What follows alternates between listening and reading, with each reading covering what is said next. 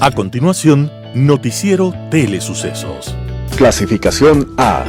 Apto para todo público.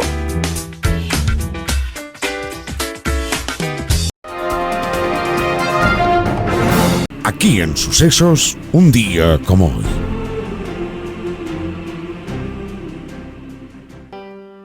Hubo en Brasil en el siglo XVIII una especie de profetas extraños que iban de pueblo en pueblo.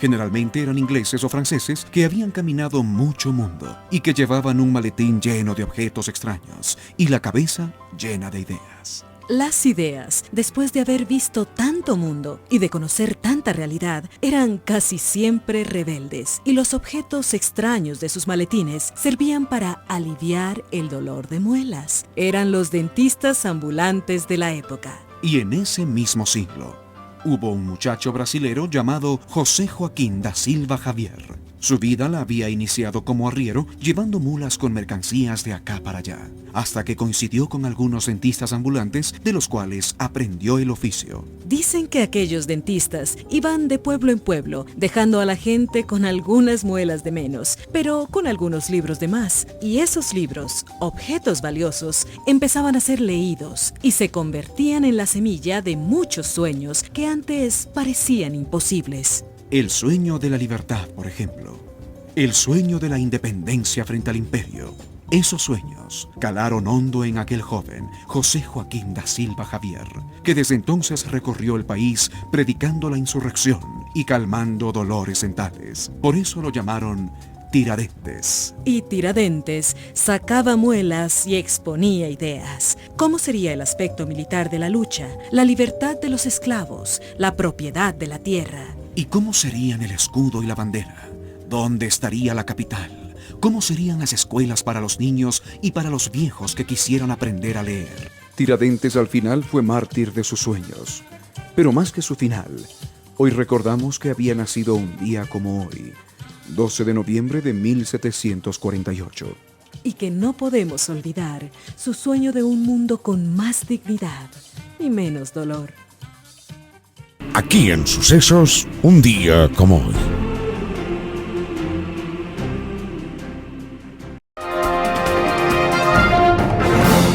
Titulares. Daniel Noboa acepta invitación de Marina Corina Machado para asistir a la ceremonia de entrega del Nobel de la Paz. Banco Europeo facilitará $100 millones para agua, saneamiento y gestión de residuos. Jorge Glass es trasladado a la nueva cárcel del Encuentro. Piden destitución de Edgar Lama, cabeza del IES, por presunto conflicto de interés. Un noticiero pensado para usted porque se lo merece. Nos acercamos a la realidad desde diferentes perspectivas. Noticiero Telesucesos. Primera parte del noticiero Telesucesos, con las noticias más importantes del día.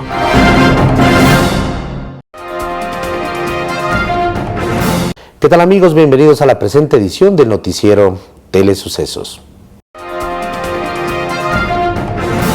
Daniel Noboa acepta invitación de Marina Corina Machado para asistir a la ceremonia de entrega del Nobel de la Paz. El presidente de Ecuador, Daniel Noboa, publicó la mañana de este martes 11 de noviembre del 2025 en su cuenta personal de X que acompañará a la Nobel de la Paz María Corina Machado para asistir a la ceremonia de entrega de este premio en Noruega.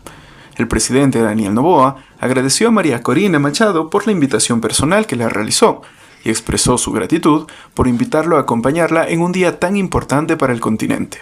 La ceremonia está prevista para el 10 de diciembre en Oslo, Noruega. Daniel Noboa fue uno de los mandatarios en felicitarla cuando recibió el galardón. La Cancillería resaltó que este reconocimiento constituye un homenaje a su valiente e inquebrantable defensa de los valores democráticos, la libertad y los derechos humanos. La líder opositora venezolana María Corina Machado recibió el Premio Nobel de la Paz 2025 por su incansable labor en la promoción de los derechos democráticos del pueblo venezolano y por su lucha por una transición justa y pacífica de la dictadura a la democracia, anunció el Comité Nobel en Oslo. El jurado recordó que Venezuela ha pasado de ser un país relativamente democrático y próspero a un estado autoritario y brutal. La crisis humanitaria ha dejado a millones de personas en la pobreza, mientras casi 8 millones han emigrado. Banco Europeo facilitará 100 millones de dólares para agua, saneamiento y gestión de residuos. El Banco Europeo de Inversiones, BEI, otorgó un préstamo de 100 millones al Banco de Desarrollo del Ecuador para financiar proyectos de abastecimiento de agua, tratamiento de aguas residuales y gestión de residuos en comunidades de Ecuador. La información la dieron a conocer autoridades de las dos entidades financieras en el marco de la cumbre CELAC-UE, que se celebró en Santa Marta, Colombia, y a la que Ecuador no envió delegaciones, sin embargo, sí participó en un foro empresarial paralelo.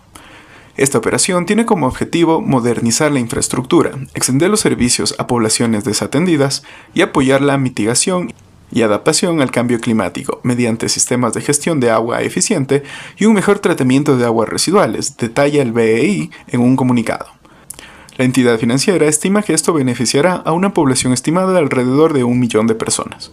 En enero del 2022, la entidad financiera también aprobó un préstamo por la misma cuantía al BDE para la construcción y rehabilitación de redes de abastecimiento de aguas residuales y aguas pluviales en la región costa. Con este préstamo previo se financiaron 21 proyectos de agua y saneamiento en 19 gobiernos autónomos descentralizados.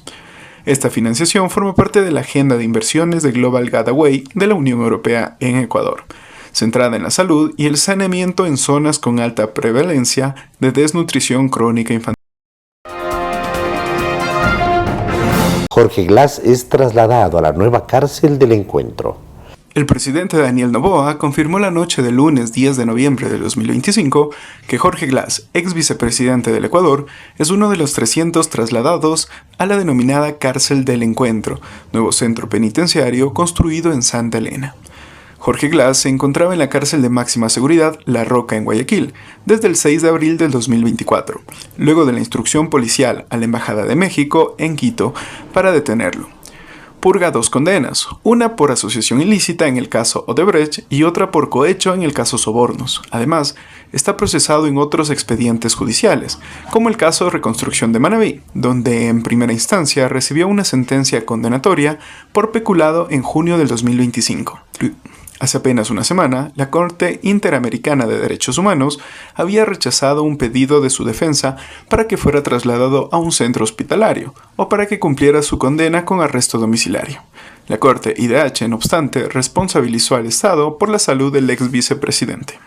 El anuncio del presidente Daniel Noboa sobre el traslado a la cárcel, El Encuentro, fue rechazado por Sonia Gabriela Vera, abogada defensora del ex vicepresidente, quien dijo que se lo hizo sin notificación a su defensa, sin informe médico y sin la intervención de la mesa técnica ordenada por el sistema interamericano. Este fin de semana se podrá obtener la cédula para votar en el referendo y consulta popular 2025. El Registro Civil realizará una jornada extraordinaria de cedulación este sábado 15 y domingo 16 de noviembre, para garantizar que los ciudadanos tengan su documento y puedan ejercer su derecho al voto en el referéndum y consulta popular. La atención será en 38 agencias a escala nacional. El Registro Civil explicó que la atención estará dirigida a los ciudadanos que agenden un turno para el sábado o domingo en la agencia virtual de la entidad. Mientras tanto, las personas pertenecientes a grupos de atención prioritaria, niñas, niños, mujeres embarazadas, adultos mayores y personas con discapacidad, pueden acudir sin turno previo y con preferencia en la atención. Los horarios establecidos para estas jornadas serán el sábado 15 de noviembre de 8 a 5 de la tarde y el domingo 16 de noviembre de 8 a mediodía. La entidad explicó que los ciudadanos deberán acercarse al punto de atención seleccionado con el comprobante de pago impreso del servicio, la cédula anterior en caso de renovación y, si es pérdida o robo, presentar la constancia física o digital del formulario de documentos extraviados emitido por el Consejo de la Judicatura. La cédula por primera vez tiene un valor de $5 y por renovación $16. Para las personas con discapacidad igual o superior al 30% no tiene costo. El alcalde de Quito amplía las restricciones al transporte pesado en la Ruta Viva y la Simón Bolívar. El alcalde de Quito, Pavel Muñoz, anunció este martes 11 de noviembre del 2025 un incremento de los controles de tránsito en la ciudad y nuevas restricciones para el transporte pesado en las vías de mayor siniestralidad. Explicó que la decisión corresponde a la necesidad de reducir siniestros y proteger la vida de los ciudadanos, pese a las críticas que pueda generar la medida. Muñoz explicó que el exceso de velocidad se mantiene como la principal causa de muerte en las vías de Quito. Señaló que las acciones municipales buscan salvar vidas y requieren responsabilidad. El alcalde confirmó que la circulación de vehículos de transporte pesado quedarán prohibida en la Ruta Viva y en la avenida Simón Bolívar entre las 6 y las 10 horas, y entre las 16 horas y las 20 horas. Esta franja horaria coincide con los horarios de mayor congestión vehicular y con la aplicación del pico y placa. Hasta ahora, la restricción aplicaba únicamente para la avenida Mariscal Sucre. Muñoz indicó que firmará en las próximas horas la resolución de alcaldía que amplía esta medida a estas dos vías mencionadas. Aclaró que la decisión busca priorizar la seguridad vial sobre los ajustes logísticos del transporte pesado. Las medidas incluyen el refuerzo de los controles preventivos de velocidad en 13 puntos de la Simón Bolívar y la Ruta Viva. También se fortalecerá la señalización en zonas de alta siniestralidad y también se colocará radares preventivos, educativos, reconocidos por la iniciativa Bloomberg de la seguridad vial.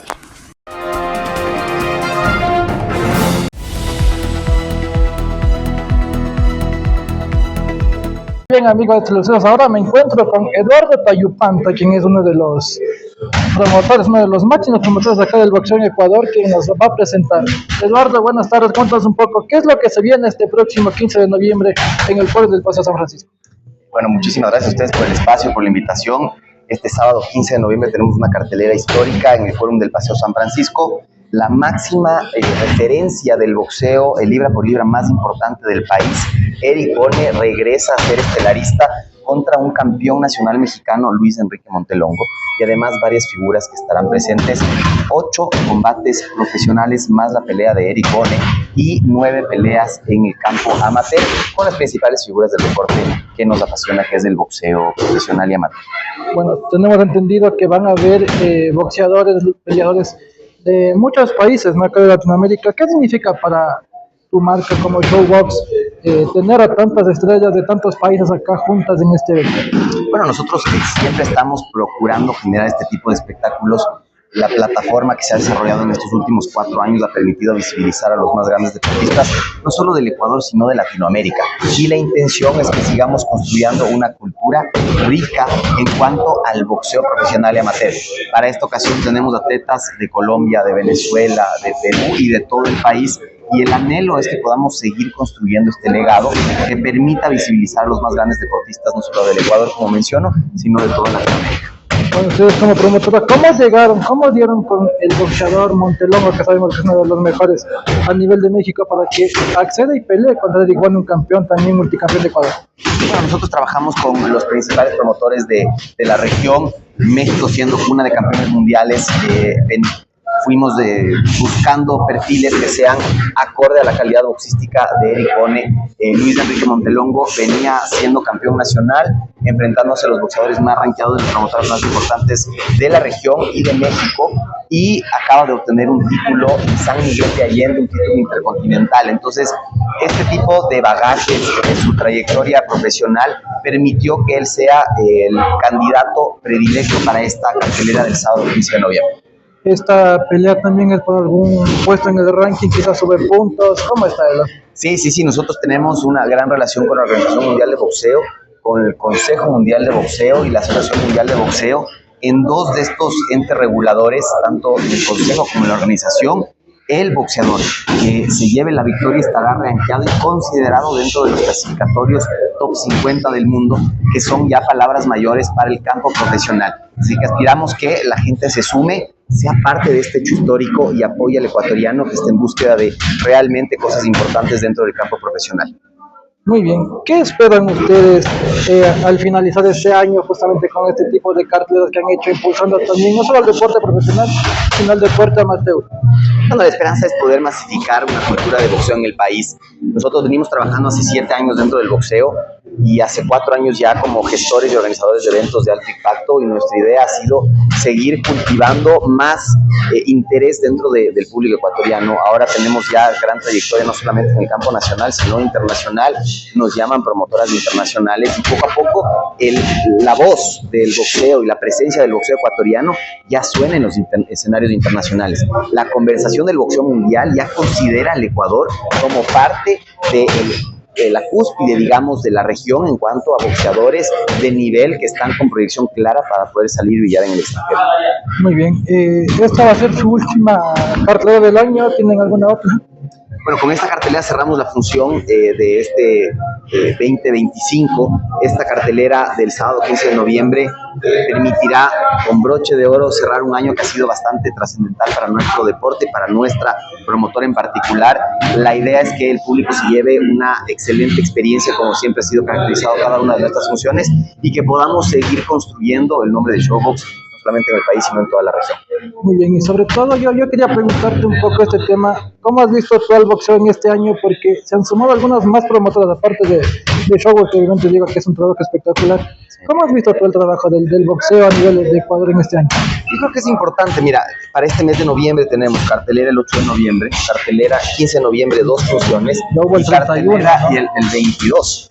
Y tenemos otra función que se viene en San Gabriel. Tenemos 5 carteleras en un solo mes de talentos que necesitan este tipo de espacios. ¿Cómo yo evalúo el ecosistema del boxeo? Es que estamos en ascenso. Si es que hay la intención de empresarios que apuesten por este deporte, nos beneficia a nosotros como promotor y beneficia a todos los fanáticos del boxeo, porque el nivel competitivo que está teniendo un deportista nacional sigue ascendiendo y permite que eventualmente estos deportistas que ya tienen trayectoria y récord puedan ser parte de las filas de Showbox y, por qué no, después parte de los escenarios más importantes del mundo. Muy bien, coméntanos un poco, Eduardo, ya para ir cerrando esta entrevista. Detalles para el próximo 15, ¿a qué hora se van a abrir las puertas? Quizás si las entradas todavía están en venta. ¿Cómo está la gente? Sí, ya estamos con la tercera ronda de preventas, nos estamos acercando al 50% del aforo vendido, todavía tenemos localidades disponibles. Es importante que la gente siga las redes sociales de Showbox DC en todas las plataformas y que pueda acceder a las entradas en las localidades que ellos deseen. www.benplan.com.es o siguiéndonos en las redes sociales como Showbox DC. Aperturaremos puertas de esta última edición del 2025 a partir de las 2:30 con nuestra primera pelea amateur, y a partir de las 5:30 en punto ya empezaremos la cartelera profesional, que se extenderá hasta alrededor de las 10:30, 10:45 de la noche. El anhelo es que la gente pueda disfrutar realmente la fiesta del boxeo junto a Showbox y garantizarse un espectáculo de primer nivel desde el primer campanazo hasta el último. Aparte del espectáculo, obviamente, de los boxeadores, ¿va a haber algún otro espectáculo, algún extra que dé también Showbox para esta última? Tenemos grandes sorpresas de artistas invitados, una dinámica con las marcas patrocinadores, es decir, nuestro plus. Tenemos una activación anexa a todo lo que es el escenario boxístico que permite disfrutar más allá del boxeo, la experiencia del espectador, del consumidor, con interacciones directas con las marcas que patrocinan este evento, que permiten que podamos llevar a cabo este espectáculo de primer nivel en el Fórum del Paseo. Así que anticiparse que será una noche llena de grandes sorpresas y de boxeo de primer nivel. Apuntamos a un lleno total, como ha sido nuestras últimas 5 ediciones, así que todos invitados a ser parte de esta velada histórica que permitirá visibilizar a los más grandes deportistas del país y de la región. Muy bien, Eduardo, finalmente la invitación para que acudan este próximo 15 de noviembre al Fórum del Paseo San Francisco a esta gran velada boxística. Sí, todos invitados este sábado 15 de noviembre, Fórum del Paseo San Francisco. Adquieran sus entradas benplan.com.es para que formen parte y presencien un hecho histórico dentro de la rama del boxeo profesional en nuestro país. Muy bien, gracias, Eduardo. No, gracias a ti. Un placer. Daniel Noboa prevé cooperación de estos países para bases en Ecuador. El presidente Daniel Noboa anunció que busca apoyo de Estados Unidos, Brasil y Europa para fortalecer la seguridad nacional a través de la cooperación en bases en Ecuador. El mandatario explicó que la colaboración internacional no implicará ceder la soberanía, sino una estrategia para enfrentar la expansión de las organizaciones criminales transnacionales que operan en el país.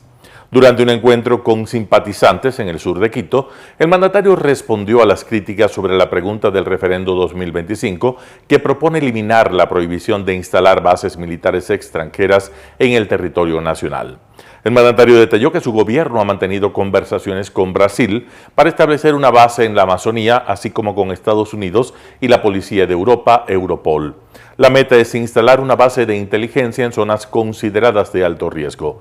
Noboa indicó que el objetivo es fortalecer la soberanía ecuatoriana y la seguridad interna mediante operaciones coordinadas con aliados internacionales.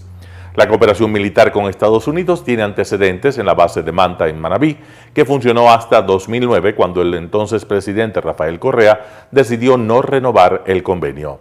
El 5 y 6 de noviembre, la secretaria de Seguridad Nacional de Estados Unidos, Kristi Noem, visitó instalaciones militares en Manta y Salinas para revisar posibles áreas de colaboración. La central hidroeléctrica Ayuriquín retoma operación de sus 3 unidades de operación. La central hidroeléctrica Ayuriquín, la mayor del complejo Toachi-Pilatón, con 204 megawatts de potencia instalada, restableció el funcionamiento de sus 3 unidades tras concluir su primer mantenimiento anual preventivo. Los trabajos se realizaron hasta alcanzar 4.000 horas de operación continua como parte del protocolo para garantizar la vida útil de los equipos. Durante aproximadamente 2 meses, especialistas de la Corporación Eléctrica del Ecuador, la unidad de negocio Hidrotoapi, ejecutaron una revisión completa de las unidades de generación. El mantenimiento incluyó inspecciones a los principales componentes, turbinas, generadores, transformadores y equipos auxiliares. El objetivo fue detectar posibles desgastes o desajustes que pudieran afectar el rendimiento de la central, así como prevenir fallas en periodos de mayor demanda energética.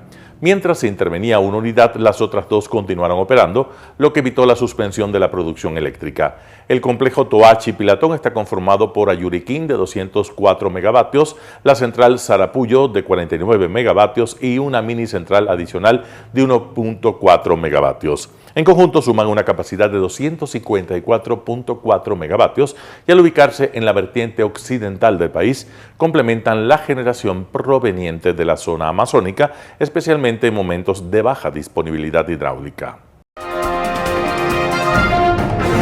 El Ministerio de Educación dispuso clases virtuales en más de 4.000 planteles que servirán como recintos electorales. El Ministerio de Educación, liderado por la ministra Alegría Crespo, informó que 4.005 instituciones educativas y 71 institutos técnicos y tecnológicos en todo el país serán habilitados como recintos electorales para la consulta popular y referéndum del 16 de noviembre de 2025.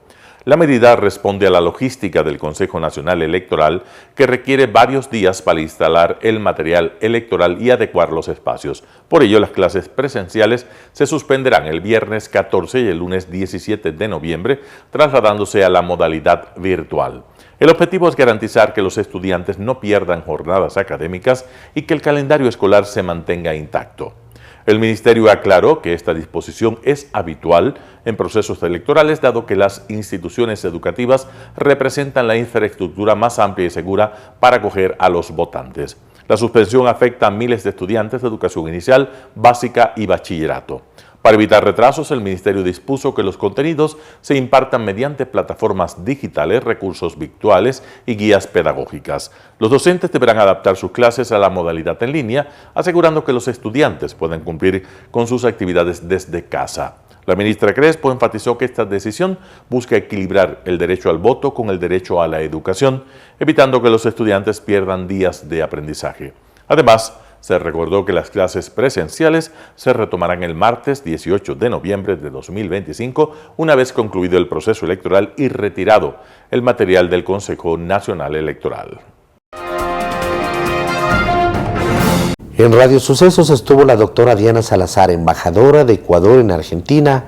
Hizo un anuncio de una posible candidatura para una eventual asamblea constituyente. Escuchemos qué es lo que nos dice. La doctora Diana Salazar, actual embajadora del Ecuador en Argentina. Y bueno, ayer hubo esta novedad. El presidente de la República, Daniel Noboa, anunciaba como una de las posibles candidatas para Asamblea Constituyente a la doctora Diana Salazar, quien, bueno, ahora está de embajadora en Argentina, pero fue fiscal general del Estado, lideró muchos casos prominentes como fiscal e investigó también muchos otros. Y bueno, es un perfil que a criterio de muchos, doctora Salazar, podría causar un arrastre, ¿no? Un perfil de alto nivel que podría hacer que muchas personas voten por los candidatos de ADN. Me imagino que eso es lo que busca el gobierno ahora mismo para, si es que gana el sí, pues tener candidatos de alto nivel. ¿Cómo ha sido, esto, doctora Salazar, bienvenida a esta decisión de aceptar quizás de esta precandidatura, porque claro, es un escenario, todavía tenemos que ir a las urnas y ver si es que gana el sí en la consulta, pero si se da el escenario de tener una asamblea constituyente, ¿qué le ha llevado usted a aceptar este reto profesional? Ahora que, bueno, está en tierras gauchas, lejos de nuestro país. Bienvenida, doctora Diana Salazar, y gracias por acompañarnos. Muchísimas gracias, Verónica. Buenos días con todas las personas que están siguiendo esta entrevista y gracias también por la oportunidad. Como dije hace algún tiempo, y es mi visión, el servicio público es una vocación y se le tiene que decir sí al país cuando requiere nuestro contingente. Nuestro contingente desde la experiencia, desde el territorio, cuando ya habíamos ejercido funciones y conocemos de primera mano, de primera línea, la realidad del país. Yo considero que una vez que la ciudadanía le diga que sí a la constituyente, que tanta falta le hace al país, tendrán una opción o tendrían una opción de experiencia en el ámbito de lucha contra la corrupción, no desde el discurso, sino desde la práctica. Para usted como fiscal, vio cómo se llevaba la situación de la delincuencia, del crimen organizado, y por qué tener una nueva constitución. Esta, mencionaba, el oficialismo es pro delincuentes, protege a los delincuentes, es demasiado garantista. ¿Qué pasa con la constitución actual y por qué habría que tener una nueva y no, por ejemplo, hacer reformas parciales? Yo considero que el país está viviendo un tiempo distinto al de hace 17 años.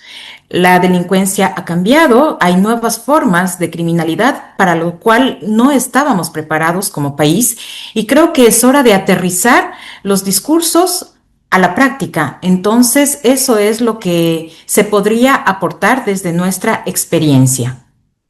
En ese sentido, doctora Salazar, ¿qué cambios necesitaría tener una nueva constitución o qué le incluiría a usted que ve necesario para, bueno, que esta situación del crimen organizado no se siga yendo de las manos como hasta ahora ha pasado? Es fundamental en un Estado de Derecho garantizar a todos los ciudadanos, a la gran mayoría, pero tampoco se puede proteger a aquellos que han sumido en el terror y en la delincuencia a nuestra sociedad. Entonces necesitamos buscar y fortalecer las herramientas para luchar contra la delincuencia organizada, contra el lavado de activos, contra el terrorismo que tanto están azotando el día a día a nuestra comunidad. ¿Qué nos diría, por ejemplo, el hecho que hay quienes dicen nuestra constitución actual es demasiado garantista? ¿Qué tendría que cambiarse? Y también cómo responder del otro lado de las personas que dicen que temen que si es que se redacta una nueva constitución pueda ser regresiva en materia de derechos humanos. Quienes deben temer son aquellos que realizan acciones reñidas con la ley, quienes cumplen con la ley y no están atentando contra los bienes jurídicos, deben estar seguros y más bien sentirse protegidos con una constitución que garantice el libre ejercicio de sus derechos, el ejercicio a la paz, el derecho más que el ejercicio, el derecho a la paz, el derecho a la seguridad, el derecho a tener una vida digna. Hacia allá tenemos que caminar. Nino Casanelo, abogado especialista en Derecho Penal, estuvo en Radio Sucesos. Da sus criterios frente a la propuesta de una nueva Asamblea Constituyente. Vamos con la nota. Nino Casanelo, abogado especialista en Derecho Penal. Seguimos revisando las preguntas de este domingo de consulta popular y referéndum. Y quizás la más importante es justamente de la necesidad de una nueva constitución. Y bueno, en un contexto político en el que es complejo, en el que estamos en un país dividido, hay quienes dicen, no es momento para una constituyente, pero bueno, ¿cuándo es un momento adecuado? ¿Qué puede pasar este domingo? ¿Y qué se pasaría si es que, bueno, los ecuatorianos dicen sí en las urnas, sí una nueva asamblea constituyente? ¿Qué debería cambiar de esta constitución de Montecristi? Bienvenido al doctor Nino Casanelo, gracias por acompañarnos. Y empecemos por esto, que es quizás la pregunta más importante, por supuesto, respecto a una nueva constitución. ¿Cómo ve, bueno, la situación política actual y la necesidad o no de una nueva constitución? En este caso sería la número 21 que tenga el país. Bienvenido, doctor Casanelo. Muy buenos días, Verónica, Andrés, a toda la audiencia del Noticiero de Sucesos, a las órdenes. Bien, es importante empezar a hablar un poco sobre la base de datos, ¿no? Del estudio. El profesor Richard Albert de la Universidad de Texas, en un artículo de hace unos años que se llama La muerte de las constituciones, nos dice que una constitución dura más o menos 19 años en promedio, ¿no? Este es un promedio que muchos quieren distinguir, dicen sí, pero es que en democracias un poco más inmaduras o menos inmaduras varía, los países con mayor solvencia institucional tienen una estructura que dura 200 años, 300 años, mira la Constitución americana, más de 20 enmiendas, y siempre yo planteo, también lo dice el doctor Albert, tengan en cuenta que la Constitución americana, que es federal, tiene a su vez como válvula de escape un conjunto de procesos constitucionales por Estado. Y además tienen la posibilidad, digamos, por ejemplo, desde el punto de vista federal, de cambiarme a un Estado cuando considero que la política pública y las dinámicas conservadoras o liberales no se adaptan a lo que yo quiero. Entonces, considerando nuestra extensión territorial, nuestra tradición republicana, nuestra multiplicidad de culturas y, digamos así, visiones en cuanto a la estructura económica, en cuanto a las dinámicas, digamos, de creencias, de respeto a los derechos, el Ecuador es un país que esta fricción pues la vive de una manera mucho más intensa. Y ahí usted tiene una explicación no distinta a la de otros países de la región, donde si usted analiza la Constitución de Montecristi está llegando más o menos a este ciclo que nos narra el doctor Albert, de 17 años en este caso, ¿no? Y claro, en esta lógica, desde mi apreciación personal, y quiero antes de centrarme en lo que puedo no contemplar la Constitución, centrémonos en el ejercicio democrático respecto a esta pregunta del domingo. Tal vez las personas, y usted, digamos, haciendo el cálculo rápido, se dará cuenta que si 17 años es el promedio que la sociología le da a una generación por temas comunes, 19 años pues, está bastante cercano a esto. Tal vez la primera pregunta es si la composición demográfica actual del Ecuador, con nuevas generaciones incorporadas al panorama político, quiere tener una discusión sobre su pacto social, sobre qué contempla o no esta Constitución.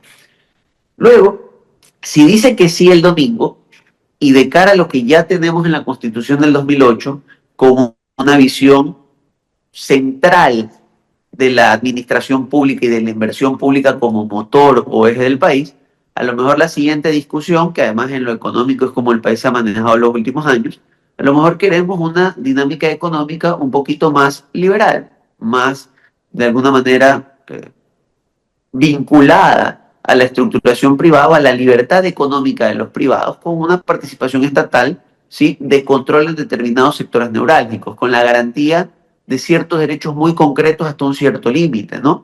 Fíjense ustedes que hay temas muy interesantes que se van a discutir a nivel constitucional, empezando por lo económico. Un ejemplo, vamos a seguir de una u otra manera cerrados a la posibilidad de someter nuestras controversias a arbitraje internacional, no porque sea de una u otra manera una renuncia a la soberanía, como muchos lo enfocan, sino porque es algo que provee seguridad a aquellos que quieren suscribir tratados bilaterales de inversión con el país.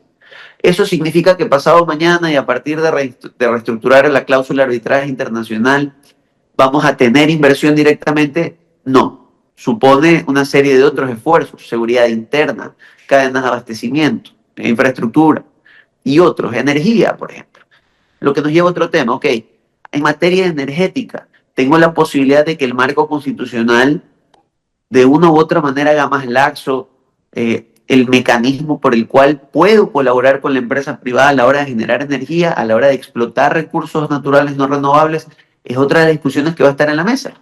Tal vez esta es una discusión a nivel de constituyente, si es que gana el sí, que va a tener que ver más con lo que la Constitución no especifica y que manda al legislador a implementar en la ley, más que con lo que de una u otra manera petrifica a través de prohibiciones expresas.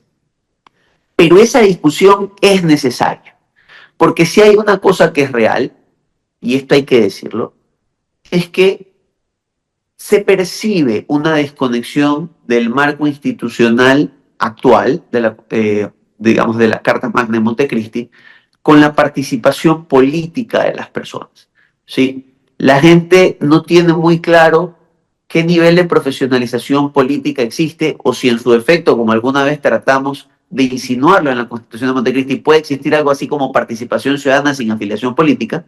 Y creo que quiere regresar a un Estado en su concepción liberal, ¿no? De tres poderes, de una demarcación de ejecutivo clara, una demarcación de los límites del poder legislativo también. Probablemente quiera generar una gran carrera legislativa, regresar a una profesionalización de la política legislativa, generando un sistema bicameral, donde una persona atraviese un periodo fijo, a lo mejor en una cámara baja, y tenga la posibilidad de tener o no una reelección indefinida a nivel de cámara alta, ¿no? Donde podamos invertir finalmente en que las personas se preparen para un servicio público de larga data, aún de elección popular, donde nosotros podamos pedirle que rindan cuentas a estos mandatarios de elección popular sobre la base de sus competencias establecidas. Tal vez un régimen un poquito más restrictivo de garantías jurisdiccionales en cuanto a su procedibilidad, ¿sí? Estas son discusiones necesarias, incluso, y en esto soy muy abierto, si es que la respuesta del mandante el día domingo es, me parece que lo que tengo es con lo que me quedo, ok, se respetará y continuará el régimen actual. Pero si como en su defecto podemos ver que hay una desconexión entre lo que se discute a nivel político y cómo el ciudadano percibe que incide en su vida, qué mejor oportunidad, ¿sí?, que ir a un ejercicio democrático, que además, y esto es algo que lo enaltezco, más allá de que muchos discrepan, además es un país, el Ecuador, que dentro de todos los problemas profundos que atraviesa, económicos, de seguridad, ha demostrado que a diferencia de inicios del siglo XXI, ha logrado cierto nivel de madurez democrática. Le gusta al menos, es algo que percibimos intergeneracionalmente, respetar sus instituciones en cuanto a las transiciones de poder. Podemos señalar defectos, la prórroga de ciertas autoridades, el fallo en el sistema de participación ciudadana a la hora de designar autoridades de control, recambio de autoridades electorales, lo que uno quiera. Pero al menos transiciones ordenadas de gobierno a gobierno, una entrega sea por muerte cruzada, sea por elecciones transitorias, por elecciones oficiales, hemos logrado. ¿Y qué más? Que hoy estamos por atravesar el primer proceso constituyente o de convocatoria de una asamblea constituyente que se regula en el marco de la Constitución vigente. Eso es lo que hay que rescatar. Ahora, secretario, doctor Casanova, ¿hay riesgo de que esta asamblea, si es que se llega a dar el escenario que la gente vota así y se conforma una asamblea constituyente, se declare de plenos poderes? ¿Eso es posible o no? Porque existe ese temor, hay quienes advierten aquello. Mire, los sistemas de control en varios foros se ha discutido, pues, ¿no? Constitucionales son claros, ¿no?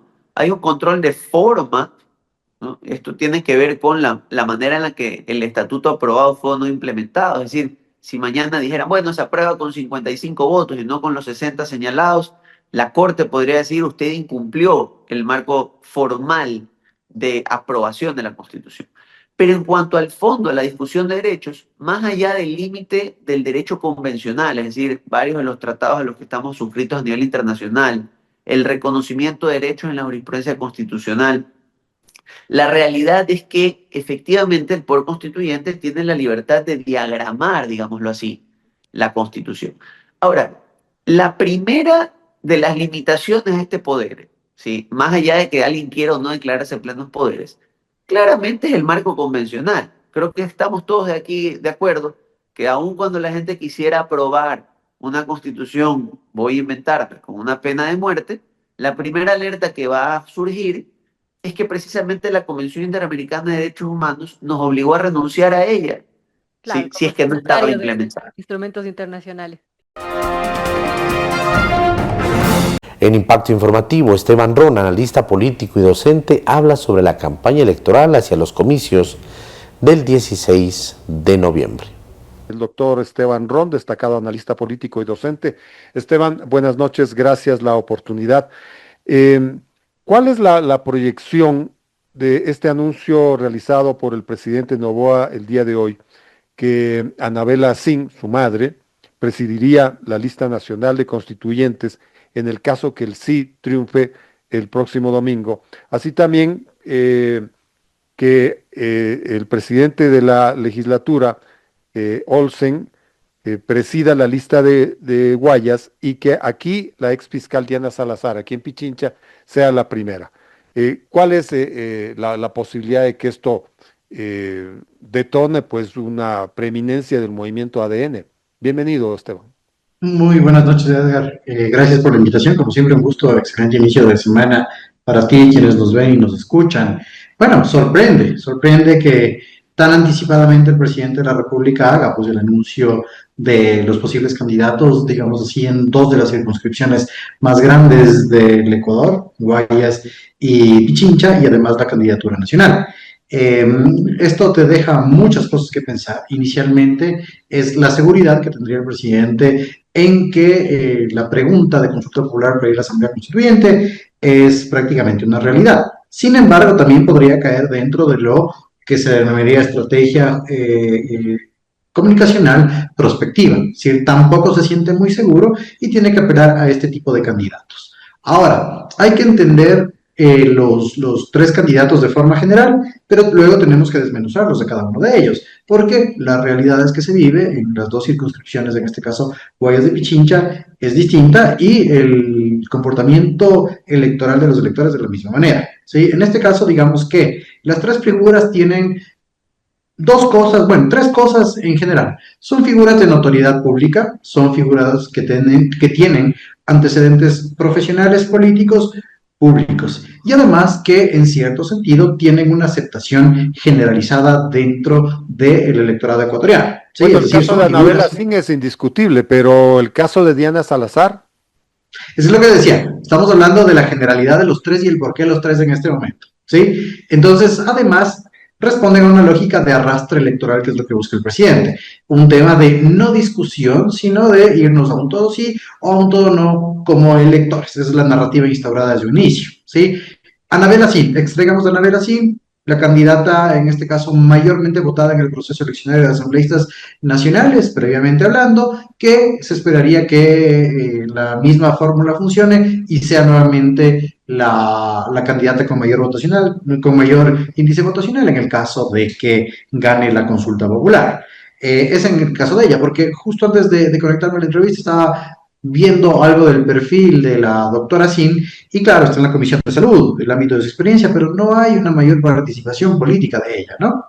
Ahora hablemos del presidente de la Asamblea, del asambleísta Olsen. Olsen obviamente es una figura que siempre, y se nota, creo que es la única figura del legislativo, conjuntamente con una de las vicepresidentas, cercana al presidente de la República desde la campaña cuando el presidente candidato. Además, obviamente, está en la segunda institución peor calificada dentro de la administración pública, que es la Asamblea Nacional, conjuntamente con la Policía Nacional. Sin embargo, él destaca como una figura particular. No hay una asimilación de Olsen igual a gestor legislativo, sino Olsen el político. Eso es lo que se buscaría ahí y también que genere en el arrastre. Y finalmente, la doctora Salazar Méndez.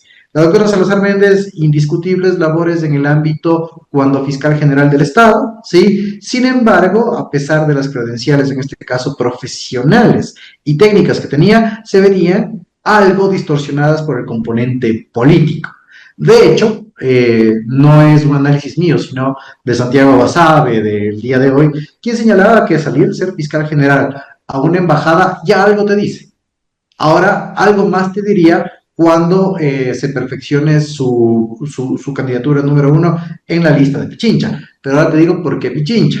¿Dónde se desarrollaron los casos emblemáticos con mayor frecuencia discursiva favorable, en este caso, contra digamos así, contra los delitos más graves en el Ecuador? Los casos que protagonizó ella, ¿no? Sí, los casos emblemáticos. Por ejemplo. Así es, Metástasis, Purga, Plaga. Entonces, eso se desarrollan en la ciudad de Quito, porque la Corte Nacional está acá. Entonces, la aceptación de la doctora Salazar tiene mucha más trascendencia en la ciudad de Quito. Además, que hay un tema. La doctora Salazar, digamos que su combate contra la corrupción no fue desde el ejercicio de la administración pública en el ámbito organizativo, sino en el litigio. Entonces, eso le da una ventaja. Pero ojo, que también la doctora Salazar puede ser, en este caso, target de mayores ataques políticos cuando ya en campaña. No, y de hecho han empezaron. empezado el día de hoy con el mero anuncio del presidente. Así es. Pero como te digo, yo creo que la conjunción de estos tres nombres son figuras profesionales con trascendencia, son figuras pintorescas también dentro de la política partidaria, pero también de la política institucional del Estado, y que la única razón para que el presidente Noboa, o digamos en este caso las dos únicas teorías válidas para que el presidente Noboa los haya anunciado de manera tan temprana es que está muy seguro del proceso de la constituyente o no está seguro y tiene que afirmar esta situación. Ojo que en el medio, Edgar, también hay un tema yo te le digo conquista social. Hace mucho tiempo, hace algunas semanas, digamos que el diálogo intersubjetivo estaba con una situación muy particular, que es que se le decía al presidente, y en este caso al bloque oficialista, es ¿quiénes son tus candidatos?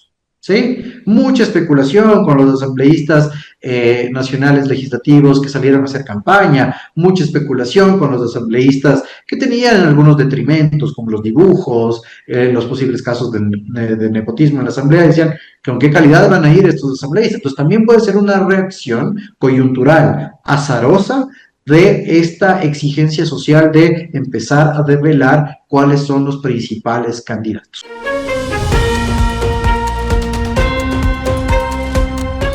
Menos asambleístas en Ecuador. Artículo de César Ulloa publicado en Diario La Hora. La mala calidad de la política no se resuelve con elegir a los menos malos y peor aún, a estos en menor número. Esto que parece un trabalengua, sin embargo, es la misma realidad. El dilema a resolver no es sencillo, por estructural y dañinamente progresivo. ¿Por qué nunca se escogen a los mejores? La respuesta no es tan compleja, ya que las corporaciones electorales han pervertido los procesos de democracia interna. No hay carreras de mérito y peor aún, programas sostenidos de profesionalización de la política. Todo ello con la venia de un código de la democracia aprobado por los mismos partidos con representación en la Asamblea. Por tanto, sí hay responsables. La muletilla de que los ecuatorianos no elegimos bien merece cuidado y mayor análisis, pues los ciudadanos no armamos las listas para las diferentes dignidades. Además, hay una dictadura de la oferta partidista y escogemos lo que hay, no siempre lo mejor, sin perder de vista que el voto es obligatorio. Por eso, hay experiencias como la victoria del voto nulo en Calacalí en el 2023. Por otra parte, cuando hay personas expertas en diversos temas con credenciales éticas y ganas de servir, las organizaciones políticas abren sus puertas al inicio, pero las cierran rápidamente pues se acaba el negocio. Venta de candidaturas y alquiler de los partidos. Entonces, cantidad no tiene correlación directa con calidad en la política ecuatoriana.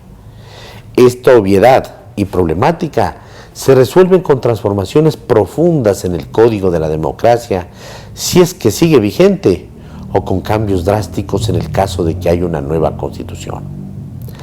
¿Será que los honorables de la Asamblea, en representación de sus partidos, deciden votar las reglas del juego que han beneficiado la entrada de outsiders advenedizos, espontáneos, influencers vacíos? Creo que no. A puertas de una nueva elección, la discusión profunda está por fuera, como en otras ocasiones. Las redes sociales comienzan a hacer lo suyo gracias a los mercadólogos que convirtieron la política en cosmetología y un largo mix de aficionados al baile, el canto y la cocina. Artículo de César Ulloa publicado en Diario La Hora.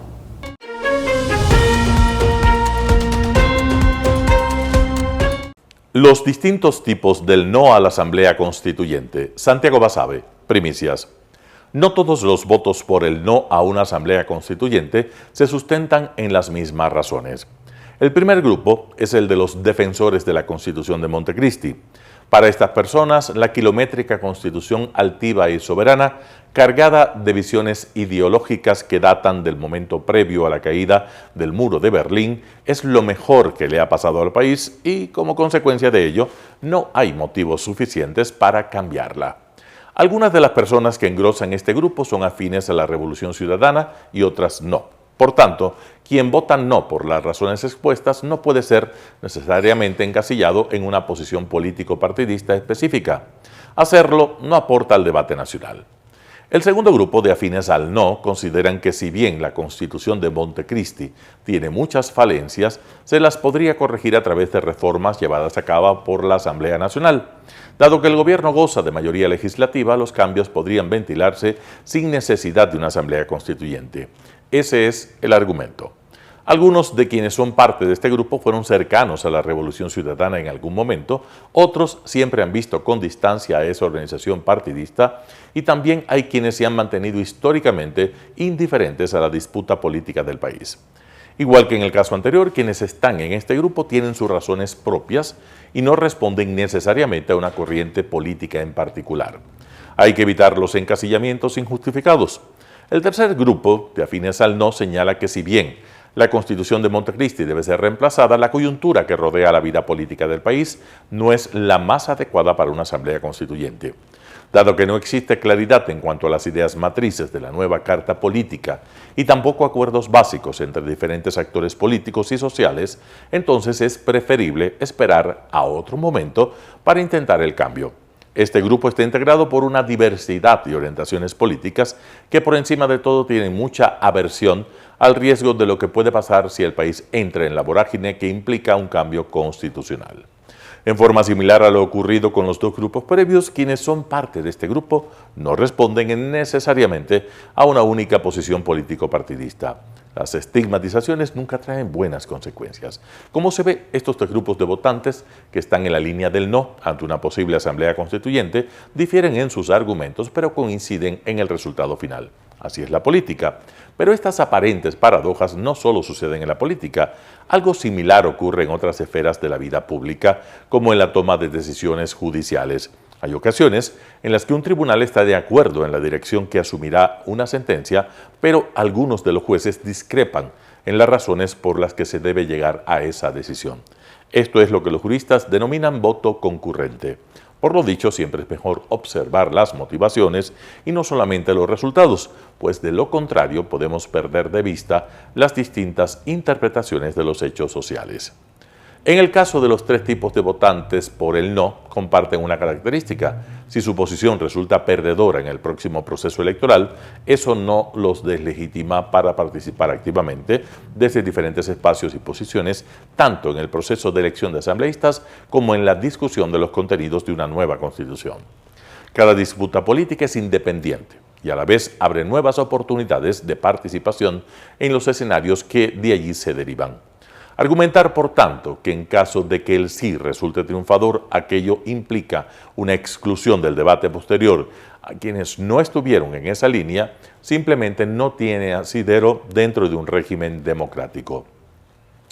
Desde otra perspectiva, si el no es la opción triunfadora, tampoco se debe asumir que se ha dado una señal de respaldo a la Constitución de Montecristi. Habrá un sector, el correspondiente al primer grupo, que así lo asumirá. Sin embargo, los que creen en reformas profundas y los que abiertamente piensan que hay que cambiar la Constitución, pero bajo una coyuntura política diferente, de ninguna manera habrán legitimado la matriz profundamente ideologizada de la Constitución de Montecristi. Los tres grupos a favor del no a la Asamblea Constituyente se parecen en cuanto a la forma como votarán, pero a la vez se diferencian en cuestiones de fondo, bien de fondo. Por eso es necesario hurgar en las razones del no antes de emitir juicios de valor. Santiago Basabe, Primicias.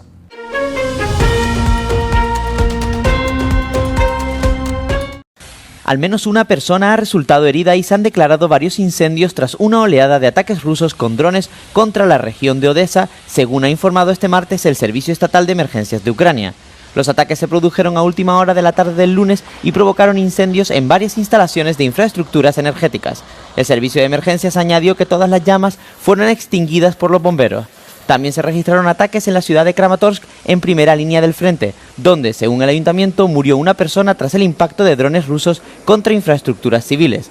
Los ataques se producen mientras prosiguen los intensos combates en el frente, especialmente cerca de la ciudad de Pokrovsk, donde las tropas rusas se han ido acercando en las últimas semanas.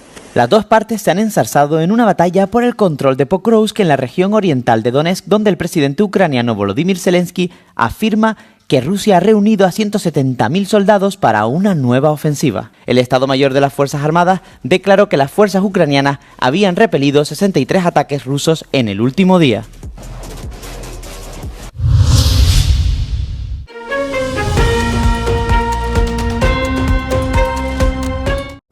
Las autoridades indias están investigando la mortal explosión de un coche en Nueva Delhi bajo una ley antiterrorista, según informaron responsables este martes.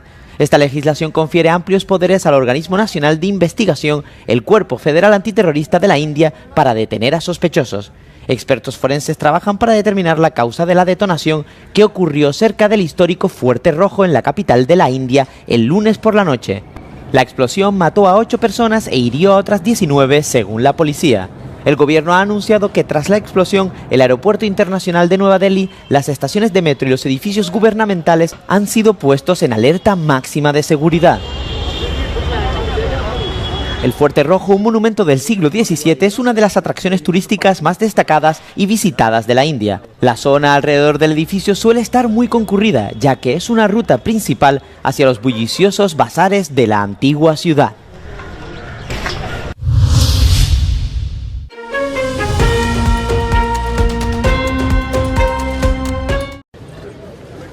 Francia se prepara para conmemorar el 10º aniversario de los atentados terroristas de noviembre de 2015.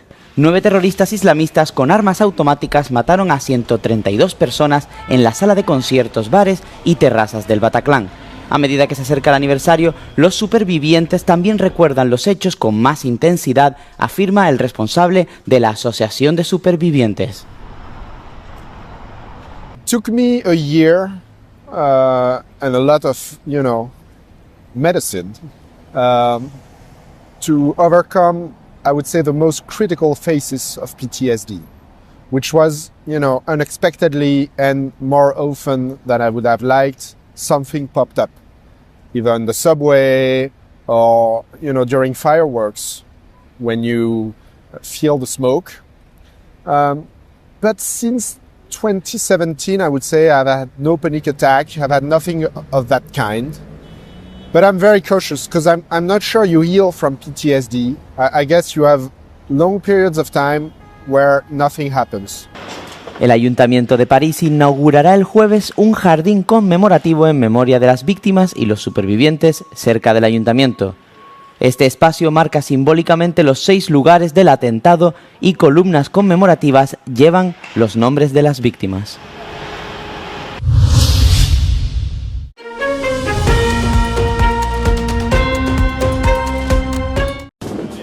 Azerbaiyán celebró el aniversario de la recuperación del control de la región de Karabaj, marcando un momento histórico del país y de toda la región al cerrar el trágico capítulo de décadas de sangriento conflicto e iniciar un nuevo capítulo de paz y estabilidad. El presidente Ilham Aliyev celebró el Día de la Victoria como un logro trascendental para el país que rompe con su pasado, atribuyendo la victoria a los avances económicos y militares estratégicos al tiempo que destacaba la reconstrucción en curso en Karabaj. Aliyev también destacó las asociaciones estratégicas de Azerbaiyán con Pakistán y Turquía, cuyos militares participaron en el desfile en Bakú. Junto a Aliyev, el presidente turco Recep Tayyip Erdogan declaró que la victoria de Azerbaiyán en Karabaj ha modificado los equilibrios geopolíticos en Asia y Europa, ya que Bakú y Ankara están reconstruyendo las relaciones diplomáticas y económicas con Armenia y con el conjunto de la región.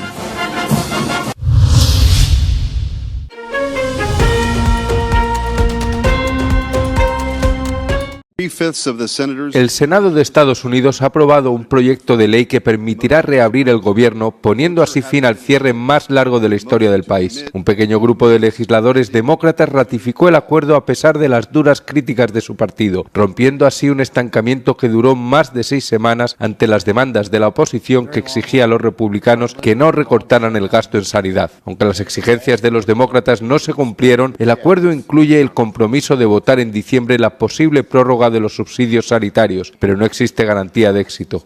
We're not going to support partisan Republican spending bill that continues to gut the health care of the American people. And we're going to continue the fight to extend the Affordable Care Act tax credits. And if it doesn't happen this week, next week, this month, next month, then it's the fault of Donald Trump, House and Senate Republicans, who continue to make life more expensive for the American people. El cierre, que ha durado 41 días, aún podría prolongarse unos días más, ya que los miembros de la Cámara de Representantes, en receso desde mediados de septiembre, deben antes regresar a Washington para emitir su voto. El noticiero Telesucesos es retransmitido de lunes a viernes a las 7 horas por Radio Planeta Sur 106.1 FM de la ciudad de Loja. Noticiero Telesucesos. Las opiniones vertidas en este espacio por la producción y dirección del programa son de exclusiva responsabilidad de sus autores y de quienes intervienen en ellos.